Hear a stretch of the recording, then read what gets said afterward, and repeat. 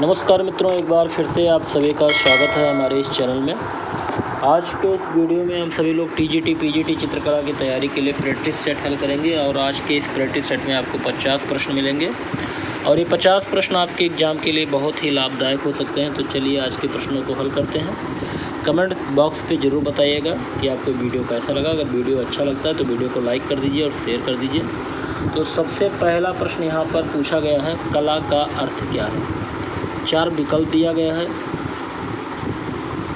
प्रेरित करना, आनंदित करना, सौंदर्य या बाह्य सौंदर्य। तो यहाँ पे सही जवाब होगा ऑप्शन ए, प्रेरित करना। कला का अर्थ होता है प्रेरित करना। चलिए अगला प्रश्न है, प्रश्न नंबर 2। कला शब्द का सर्वप्रथम प्रयोग हुआ है। नाट्यशास्त्र में हुआ है, ऋग्वेद में हुआ है, यजुर्वेद में हुआ है या सामवेद में हुआ है। तो कला शब्द का सबसे पहला प्रयोग ऋग्वेद में हुआ है। बी ऑप्शन बिल्कुल सही है। जितने लोगों ने बी ऑप्शन दिया है बिल्कुल सही है। चलिए अगला प्रश्न है, प्रश्न नंबर 3।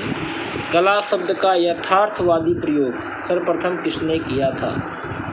ऑप्शन है नाट्यशास्त्र, अभिनवगुप्त, भरतमुनि, आनंदवर्धन।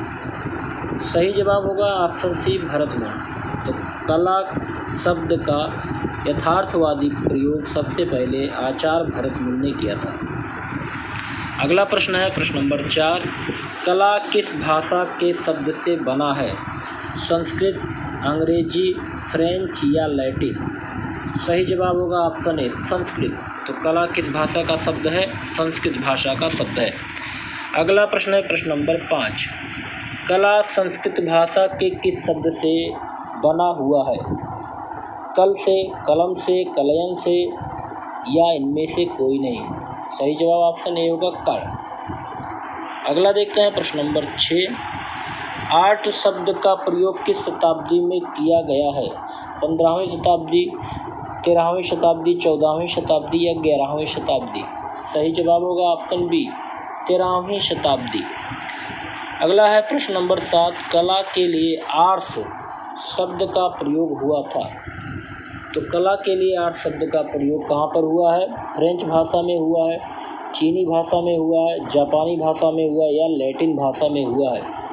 सही जवाब ऑप्शन डी होगा, लैटिन भाषा में। तो कला के लिए आर्ट शब्द का प्रयोग लैटिन भाषा में हुआ है। चलिए अगला प्रश्न है, प्रश्न नंबर 8। कला को देखने कहा जाता है। जापान में, फ्रांस में, यूनान में या चीन में। तो कला को देखने कहाँ पर कहा जाता है। सही जवाब होगा ऑप्शन सी, यूनान में। तो कला को देखने यूनान में कहा जाता है। अगला प्रश्न है, प्रश्न नंबर 9। आधुनिक काल में कला को कितने भागों में वर्गीकृत किया गया है। 2, 3, 5, 4। बिल्कुल सही जवाब होगा यहाँ पे ऑप्शन ए, 2। अगला प्रश्न देखते हैं, प्रश्न नंबर 10। मनुष्य अपने भाव को कला के द्वारा प्रकट करता है, यह कथन किसका है। ये प्रश्न 2005 में टीजीटी की परीक्षा में पूछा गया था। ऑप्शन है अवेंद्रनाथ ठाकुर, P.N. चोयल, रस्किन या रविन्द्रनाथ ठाकुर। सही जवाब यहाँ पर होगा ऑप्शन डी, रस्किन। रस्किन ने कहा है कि मनुष्य अपने भाव को कला के द्वारा प्रकट करता है। अगला प्रश्न देखते हैं, प्रश्न नंबर 11। कला में मनुष्य अपनी अभिव्यक्ति करता है, ये कथन किसका है। रविन्द्रनाथ टैगोर का है कि प्लेटो का है या रस्किन का है या क्रोचे महोदय का है। तो बिल्कुल सही जवाब ऑप्शन ए होगा, रविन्द्रनाथ टैगोर ने कहा है कि कला में मनुष्य अपनी अभिव्यक्ति करता है। चलिए अगला प्रश्न देखते हैं, प्रश्न नंबर 12। पाश्चात्य सौंदर्य शास्त्र के अनुकृत सिद्धांत के प्रणेता कौन है। अरस्तु हैं, प्लेटो हैं, कांट हैं या हीगल हैं। सही जवाब ऑप्शन ए होगा, अरस्तु। तो पाश्चात्य सौंदर्य शास्त्र के अनुकृत सिद्धांत के प्रणेता अरस्तु हैं। अगला प्रश्न देखते हैं, प्रश्न नंबर 13। अरिस्टॉटल के अनुसार कला क्या है। अनुकृत है, प्रमाण है, अभिव्यक्ति है या अनुपात है। बिल्कुल सही जवाब ऑप्शन ए, अनुकृत है। अगला प्रश्न देखते हैं, प्रश्न नंबर 14। कला मानव के दमित वासनाओं का उभरा रूप है, ये कथन किसने कहा है। क्रोचे, हीगल महोदय, फ्रायड, या टॉलस्टॉय? बिल्कुल सही जवाब होगा ऑप्शन सी, फ्रॉयड महोदय का एक कथन है। फ्रॉयड महोदय ने कहा था कि कला मानव के दमित वासनाओं का उभरा रूप है। चलिए अगला प्रश्न देखते हैं। अगला प्रश्न है, कला बाह्य प्रभाव की आंतरिक अभिव्यक्ति है। कला बाह्य प्रभाव की आंतरिक अभिव्यक्ति है, एक कथन किसका है? ऑप्शन है हीगल, क्रोचे, अरस्तू या टॉलस्टॉय। बिल्कुल सही जवाब होगा ऑप्शन बी, क्रोचे। ये कथन किसका है? क्रोचे का है। अगला प्रश्न देखते हैं, प्रश्न नंबर 16। अरस्तू ने कला को क्या कहा? टीजीटी 2005 में पूछा गया था। ऑप्शन है प्रकृति का अनुकरण, सत्य की अनुकृत, सौंदर्य की अनुकृत या इनमें से कोई नहीं। बिल्कुल सही जवाब ऑप्शन ए होगा, प्रकृति का अनुकरण। अगला प्रश्न है, कला आदि भौतिक सत्ता को व्यक्त करने का माध्यम है, ये किसकी परिभाषा है? हीगल महोदय, जयशंकर प्रसाद, रविन्द्रनाथ टैगोर या कांट महोदय का? बिल्कुल सही जवाब होगा ऑप्शन ए, हीगल महोदय का। हीगल महोदय ने कहा है कला आदि भौतिक सत्ता को व्यक्त करने का माध्यम है। चलिए अगला प्रश्न देखते हैं, प्रश्न नंबर 18। कला एक अभिव्यक्ति है या कथन किसने उल्लेख किया? प्लेटो ने, क्रोचे ने, रस्किन ने या टॉलस्टॉय ने? बिल्कुल सही जवाब ऑप्शन सी होगा, रस्किन महोदय ने। कला एक अभिव्यक्ति है कथन रस्किन महोदय का है। अगला प्रश्न देखते हैं, प्रश्न नंबर 19। हीगल ने ललित कलाओं को कितने वर्गों में रखा है? 8, 5, 3, 9। हीगल महोदय ने ललित कलाओं को कितने वर्गों में रखा है? बिल्कुल सही जवाब होगा ऑप्शन बी, 5 भागों में वर्गीकरण किया है हीगल महोदय ने ललित कला को। अगला प्रश्न है, प्रश्न नंबर 20। हीगल ने किस कला को सर्वश्रेष्ठ कला माना है? काव्य कला, संगीत कला, मूर्ति कला या स्थापत्य कला? तो हीगल महोदय ने सबसे उत्कृष्ट या सबसे श्रेष्ठ कला माना है काव्य कला को। ऑप्शन ए यहाँ पे बिल्कुल सही होगा। चलिए अगला प्रश्न है, प्रश्न नंबर 21। ललित कलाओं के दायरे में कौन सी कलाएं आती हैं? चित्रकला, स्थापत्य कला, संगीत कला या इनमें से कोई नहीं? तो यहाँ पे सही जवाब होगा ऑप्शन डी, इनमें से सभी। इनमें से सभी, चित्रकला भी, स्थापत्य कला भी और संगीत कला, ये सभी ललित कलाओं के अंतर्गत आते हैं। अगला प्रश्न देखते हैं, प्रश्न नंबर 22। ललित कलाएं कितनी हैं? 6, 7, 5, 64। ललित कलाएं कितनी हैं? बिल्कुल सही जवाब ऑप्शन सी होगा, 5। अगला प्रश्न देखते हैं, प्रश्न नंबर 23। हीगल ने किस कला को निम्न श्रेणी में रखा है? ऑप्शन है संगीत कला, चित्रकला, मूर्तिकला या वास्तुकला? तो सबसे निम्न श्रेणी में रखे हैं हीगल महोदय ने वास्तुकला को। यहाँ पे ऑप्शन डी बिल्कुल सही होगा। अगला प्रश्न देखते हैं, प्रश्न नंबर 24। हीगल के अनुसार ललित कलाओं के क्रम को व्यवस्थित करिए। हीगल के अनुसार ललित कलाओं को व्यवस्थित करें। तो यहाँ पे ऑप्शन दिया गया है, हीगल महोदय ने ललित कला को कैसे व्यवस्थित किया है। तो यहाँ पे सही जवाब जान लेते हैं। तो बिल्कुल सही जवाब ऑप्शन ए होगा, काव्य कला, संगीत कला, चित्रकला, मूर्ति कला और स्थापत्य कला। काव्य कला को सबसे श्रेष्ठ कला मानते हैं और स्थापत्य कला को सबसे निम्न श्रेणी का मानते हैं। चलिए प्रश्न नंबर 25 पे। आर्मेचर का प्रयोग किस में किया जाता है? मूर्ति कला में, स्थापत्य कला में, चित्र सूत्र में या इनमें से कोई नहीं? बिल्कुल सही जवाब ऑप्शन ए होगा, मूर्ति कला में। अगला प्रश्न है, किस पुस्तक में चारु और कारु शब्द का प्रयोग किया गया है?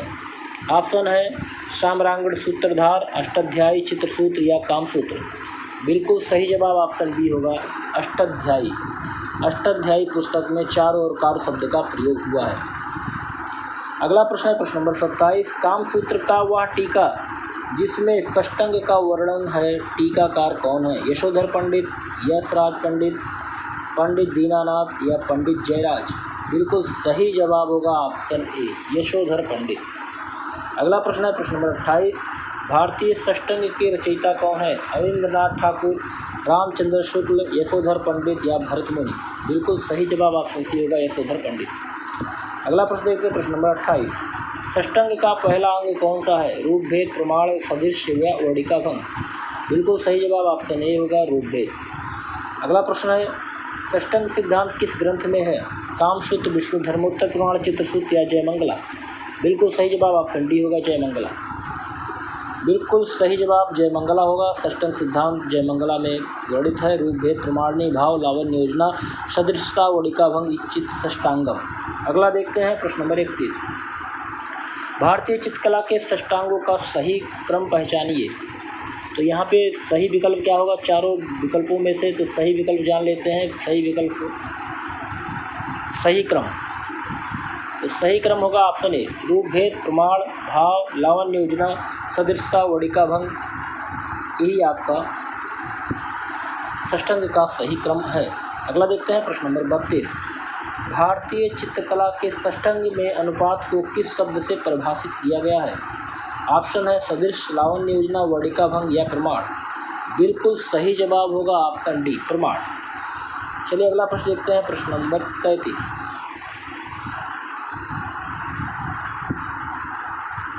अगला प्रश्न है भारतीय चित्रकला के 6 अंगों को विस्तृत विवरण किस ग्रंथ में मिलता है? जयमंगला, कामसूत्र, साम्रांगण सूत्र या चित्रसूत्र। बिल्कुल सही जवाब ऑप्शन ए होगा, जयमंगला। अगला प्रश्न देखते हैं प्रश्न नंबर 34। वात्स्यायन रचित कामसूत्र व्याख्या में कला के षष्टांग का वर्णन मिलता है? कालिदास, वाणभट्ट, यशोधर या कार्तिकेय। बिल्कुल सही जवाब होगा ऑप्शन सी, यशोधर पंडित। अगला प्रश्न देखते हैं प्रश्न नंबर 35। रूप भेद से क्या स्पष्ट होता है? आकृतियों में समानता, आकृतियों में भिन्नता, आकृतियों में सौंदर्य या इनमें से कोई नहीं। बिल्कुल सही जवाब होगा ऑप्शन बी, आकृतियों में भिन्नता। प्रश्न नंबर 36 देखते हैं। भारत शिल्प षष्टांग पुस्तक के लेखक कौन है? 2010 में पूछा गया था। ऑप्शन है यामिनी राय, सीताकांत, अवनींद्रनाथ या यशोधर पंडित। बिल्कुल सही जवाब होगा ऑप्शन सी, अवनींद्रनाथ। अगला देखते हैं। मनोल्लास के लेखक कौन है? क्षेमेंद्र हैं, सोमेश्वर हैं कि सोमदेव हैं कि राजा भोज हैं। बिल्कुल सही जवाब ऑप्शन बी होगा, सोमेश्वर। तो मनोल्लास के लेखक सोमेश्वर हैं। अगला प्रश्न है प्रश्न नंबर 38। महाभारत किसकी रचना है? महर्षि वेदव्यास, महर्षि पतंजलि, महर्षि पराशर या वाल्मीकि। तो बिल्कुल सही जवाब होगा ऑप्शन ए, महर्षि वेदव्यास। अगला प्रश्न है। ताल किसको कहते हैं? ऑप्शन है प्रमाण वाह्य वृद्धि को, प्रमाण की लंबाई को, प्रत्यक्ष प्रमाण को, प्रमाण की क्षय वृद्धि को। बिल्कुल सही जवाब होगा ऑप्शन बी, प्रमाण की लंबाई को ताल कहा जाता है। अगला प्रश्न देखते हैं प्रश्न नंबर 40। एक ताल कितने अंगुल सिर का होता है? ऑप्शन है 7.5, 8, 16 या 12। तो बिल्कुल सही जवाब ऑप्शन डी होगा, 12। तो एक ताल कितने अंगुल सिर का होता है? 12। अगला देखते हैं प्रश्न नंबर 41। आंतरिक सौंदर्य को क्या कहते हैं? रस, लावण्य, भाव या सदृशता। आंतरिक सौंदर्य को क्या कहा जाता है? ऑप्शन सी सही होगा, भाव। अगला प्रश्न है प्रश्न नंबर 42। रस कला की आत्मा है? रस कला की आत्मा है या कथन सर्वप्रथम किसका है? ऑप्शन है आचार्य शंकुक का, भरत मुनि का, अभिनव गुप्त का या जगन्नाथ का। तो बिल्कुल सही जवाब ऑप्शन सी होगा, अभिनव गुप्त का। तो रस कला की आत्मा है, एक सर्वप्रथम कथन है अभिनव गुप्त का। चलिए अगला प्रश्न है प्रश्न नंबर 43। रस भाव को शास्त्र का रूप किसने दिया? रस भाव का शास्त्र का रूप देने वाले कौन है? ये पीजीटी 2004 में पूछा गया था। ऑप्शन है पंडित यशोधर, भरतमुनि, वाणभट्ट, केशवदास। तो बिल्कुल सही जवाब होगा यहाँ पे ऑप्शन बी, आचार्य भरतमुनि ने रस भाव को शास्त्र का रूप दिया और इन्होंने नाट्य शास्त्र में रस के उद्भव पर प्रकाश डाला। अगला देखते हैं प्रश्न नंबर 44। नाट्य शास्त्र में भरत ने कितने भावों का विवेचन किया है? नाट्य शास्त्र जो इनके ग्रंथ है उसमें भरत मुनि ने कितने भावों को दर्शाया है या उल्लिखित किया है? ऑप्शन है 42, 36, 49 या 45। तो बिल्कुल सही जवाब होगा ऑप्शन सी, 49 भाव को दर्शित किया है। अगला प्रश्न है प्रश्न नंबर 45। आचार्य भरत मुनि के अनुसार रसों की संख्या कितनी है? ऑप्शन है 9, 8, 11 या 7। तो आचार्य भरत मुनि ने रसों की संख्या 8 मानी है। ऑप्शन बी बिल्कुल यहाँ पर सही होगा। अगला प्रश्न है रस का सर्वप्रथम प्रमाण कहाँ पर मिलता है? ऋग्वेद, यजुर्वेद, सामवेद या अथर्ववेद। तो रस का सर्वप्रथम प्रमाण मिलता है ऋग्वेद में। ऑप्शन ए यहाँ पे सही होगा। अगला प्रश्न है प्रश्न नंबर 47। रस उत्पत्ति को सबसे पहले कौन परिभाषित किया था? अरस्तु, अभिनवगुप्त, भरतमुनि या ब्रडले? बिल्कुल सही जवाब ऑप्शन सी होगा, आचार्य भरतमुनि। अगला है प्रश्न नंबर 48। भरतमुनि के रस तत्व के आधारभूत विषय क्या हैं? भरतमुनि के रस तत्व के आधारभूत विषय क्या हैं? ऑप्शन है रस काटी, रस चेतना, रस की निष्पत्ति। तो बिल्कुल सही जवाब यहाँ पे होगा ऑप्शन डी, रस की निष्पत्ति। अगला प्रश्न है प्रश्न नंबर 49। जल रंग चित्रण में पोत का प्रभाव किस कागज पर उभरता है? जल रंग चित्रण में पोत का प्रभाव किस कागज पर उभरता है? ऑप्शन है चिकना, मध्यम, मोटा या पतंगी। बिल्कुल सही जवाब होगा यहाँ पे ऑप्शन सी, मोटे कागज पर। तो जल रंग चित्रण में पोत का प्रभाव मोटे कागज पर अधिक उभरता है। अगला प्रश्न है प्रश्न नंबर 50। प्रश्न नंबर 50 जो कि इस वीडियो का आखिरी प्रश्न है, पूछा गया है जलीय रंगीय पेंटिंग को जल में कितनी बार डुबाना चाहिए? ऑप्शन है 8 बार, 10 बार, 11 बार या आवश्यकता अनुसार। तो बिल्कुल सही जवाब होगा ऑप्शन डी, आवश्यकता के अनुसार। तो जलीय रंगीय पेंटिंग को जल में आवश्यकता के अनुसार ही डुबाना चाहिए। तो यहाँ पे आपके 50 प्रश्न पूरे होते हैं। उम्मीद है आज का ये वीडियो आपको अच्छा लगा होगा। अगर आपको वीडियो अच्छा लगे तो वीडियो को लाइक कर दीजिए और शेयर कर दीजिए अधिक से अधिक लोगों को।